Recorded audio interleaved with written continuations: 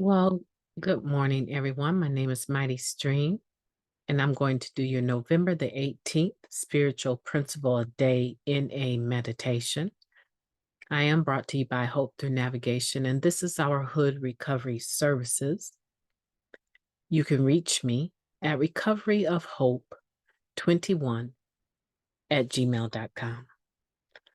Let's go into that screen, share that with you.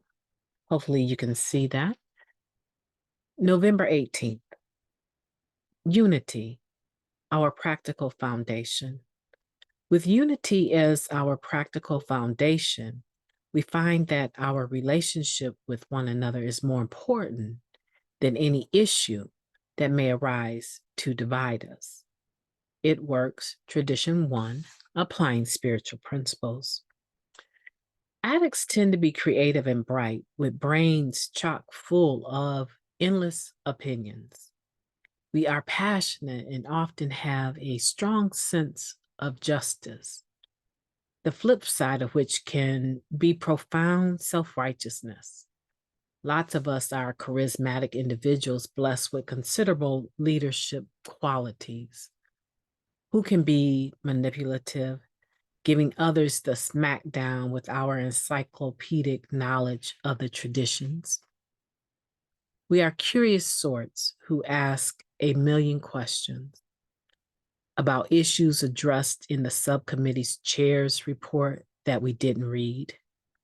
We can be wonderfully flexible in weighing all the options about an issue and change our minds and alliances many times in a single discussion. We can be calm, deep listeners who reserve offering opinions until all the facts are in, and then passive aggressively subvert the group's conscience. All of these personalities, and many more, are charged with ensuring that NA remains steadfast in its purpose to support the newcomer by carrying a message of recovery. Conflicts arise at group business meetings, during learning meetings, when planning a regional convention, and in NA World Services. Putting the principle of unity before personalities can be a challenge in practice. But it's our commitment to each other and to our shared purpose, the very essence of unity, that helps us grow as individuals and strengthens the fellowship of NA. I want to repeat that sentence more clearly, but it's our commitment to each other and to our shared purpose, the very essence of unity, that helps us grow as individuals and strengthens the fellowship of NA.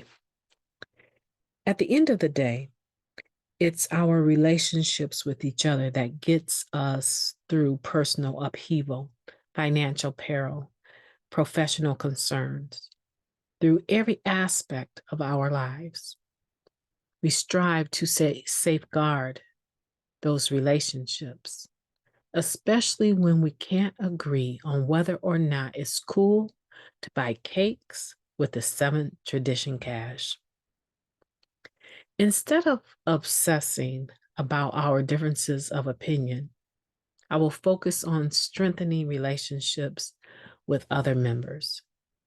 I will seek opportunities to give or receive support from another addict.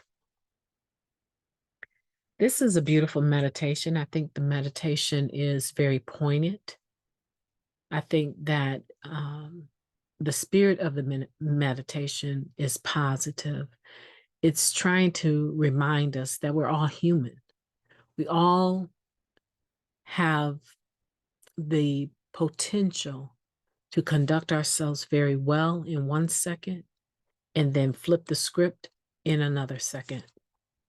We all have the potential to have good intentions, but not get a hold of our character defect manifesting itself, even though we know what it is, and deciding this is way too much for me to handle. I'm just going to let them have it the way they need to get it in order to get this solved, right?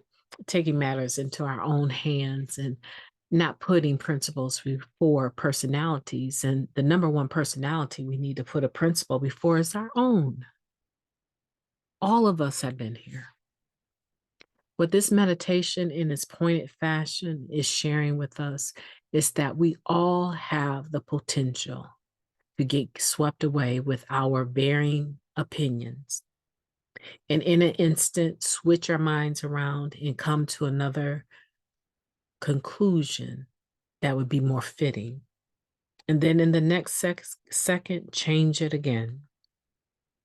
See, I know that I'm not preaching to the choir. I know that someone is listening that can actually relate to this and honestly admit that this is describing them as much as it is describing the people that wrote it, as well as it's describing myself. There's a tone, though, in this particular meditation that it's not for the faint, right? It's not for individuals that can't handle the truth because it is very poignant. But let's not get stuck on that. Let's focus on the principle behind the personalities that wrote this. How about that? How about instead of obsessing over our differences of opinions, we choose to focus on strengthening the relationships with other members? How do you do that? Well, it starts with a phone number a lot of the time, or it starts with a greeting. It starts with noticing someone comes into the meeting, they're always on time, they always leave right after the meeting, and you never see them engaging anyone. It starts with you walking up to them and introducing yourself, inviting them to have a seat with you where you sit so that they don't feel alone. If we take the time to strengthen the relationships with other members, we'll know the intent of an individual is just as good as our intent. Even though we disagree, we can agree to disagree. And we can agree that we won't misuse one another. We won't talk bad to one another. We won't hurt one another with our words nor our actions. This is the spirit of unity, and this is the spiritual principle that this meditation for November 18th is talking about. How much unity are you willing to have within the fellowship? Now, some people say I'm unified, it's me, myself, and I. Okay, that's clever. However, when it comes to interacting with other individuals in the fellowship and their quirks and their personalities, are you still able to stay in the spirit of unity and focus on our practical foundation? Because it's this practical foundation. This is how work gets done, having unity, right? When we're planning things, our fun and entertainment committees, our planning committees for conventions, our subcommittee endeavors, whatever they are, whatever committee you're on, it takes having unity to be able to accomplish the end goal. The end goal is always going to be to carry the message of NA to the still suffering addict. That is always going to be the end goal. Is it's the way that I want to put it, is it what we're doing, allowing that to happen? Is it complementing the end goal? Is it furthering the end goal?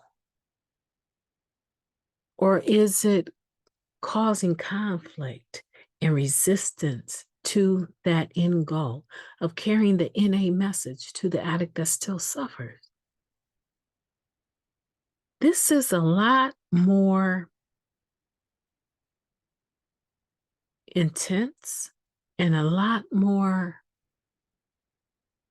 important than people are willing to admit when we're talking about tradition one. And so I'm hoping that you'll go back through this and you will take the time to say, yeah, I did that. I acted one way. I listened to everyone making their comments, nodding my head, acting like I was agreeing. And then at the very end, I've subverted the group's conscience with my passive aggressiveness. When I could have been myself the whole way through, I could have expressed my opinion the whole way through, but you wait to the very end to now have a problem with it. You had a problem with it when it first started being discussed. Why can't you be who you truly are and bring that person to the table and allow the group conscience to be worked out with everyone's input? That's a principle a lot of people don't want to talk about that they don't actually have. The ability to be who they are, to be authentic, to be genuine. I hope that's not the case for you. My name is Mighty Stream. I've enjoyed going over this meditation. I think I could actually talk about this meditation for a long time. I want for you to have a beautiful day today. Let November 18th be the most beautiful November 18th that you've ever had. And I will be talking to you tomorrow.